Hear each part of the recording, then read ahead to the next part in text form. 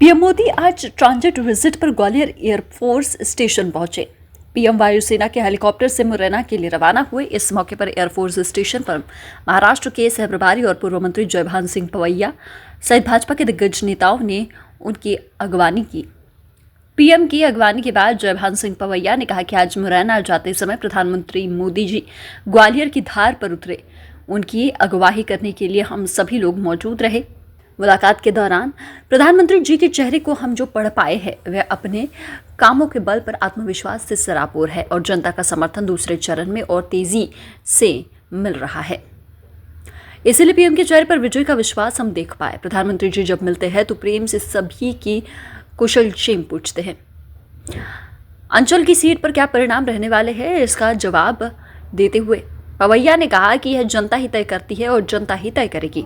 Same Pitroda के बयान और कांग्रेस के घोषणा पत्र पर पवैया ने जुबानी हमला बोला और कहा कि कांग्रेस को बौखलाहट है, यह चुनाव है और चुनाव में जब कांग्रेस प्रधानमंत्री पर हमला कर रही है तो हम अब उनके घोषणा पत्र का नंगा सच है वह जनता के सामने क्यों नहीं रखेंगे। और जब सच रखा जा रहा है तो वह प्रधानमंत्री जी पर बौखला रही है, सफाई दे रही है। अपने घोषणा पत्र को उन्होंने लिखा है, क्या उन्होंने पढ़ा नहीं है? जनता को धोखे में रखना चाहते हैं और हम जनता के साथ धोखा नहीं होने देंगे। कांग्रेस के पास जब कुछ नहीं बचता है तो वह ध्रुवीकरण के हथियार का इस्तेमाल करती है। अल्पसंख्यकों के डर पैदा करना और भयादोहन करके अपनी पेटियां भरना कांग्रेस का इतिहास रहा है, लेकिन मुझे लगता है इसमें भी कांग्रेस असफल रहेगी क्योंकि मोदी जी के प्रति अल्पसंख्यकों साथ ही सभी वर्गों ने में विश्वास बढ़ा है। देखिए, आज मुरैना जाते समय माननीय प्रधानमंत्री जी ग्वालियर की धरा पर उतरे और उनकी आगवानी करने के लिए हम सब लोग आए थे। प्रधानमंत्री जी का हमने आगवानी की, इतना ही कह सकते हैं।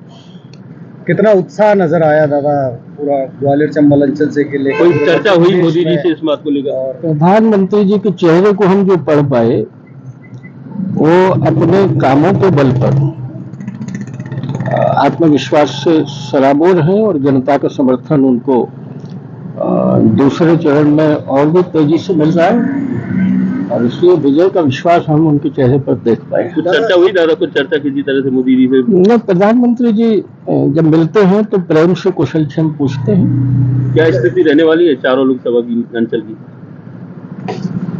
तो जनता तय करती है, जनता हमारे साथ है। दादा एक सवाल ये है, सेम पित्रोदा का जो बयान सामने आया है और संपत्ति विस्तार कानून को लेकर उन्होंने बात कही है कि देश में इसकी चर्चा होनी चाहिए। पीएम मोदी भी कह रहे हैं कि मंगलसूत्र तक छीन लेंगे विपक्ष आएगा सरकार पर।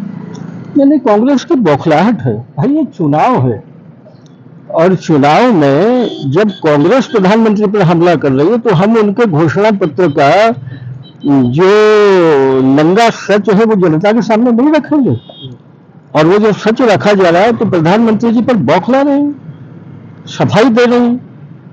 अपने घोषणा पत्र को उन्होंने लिखा है वो भी नहीं पढ़ पाए हैं क्या?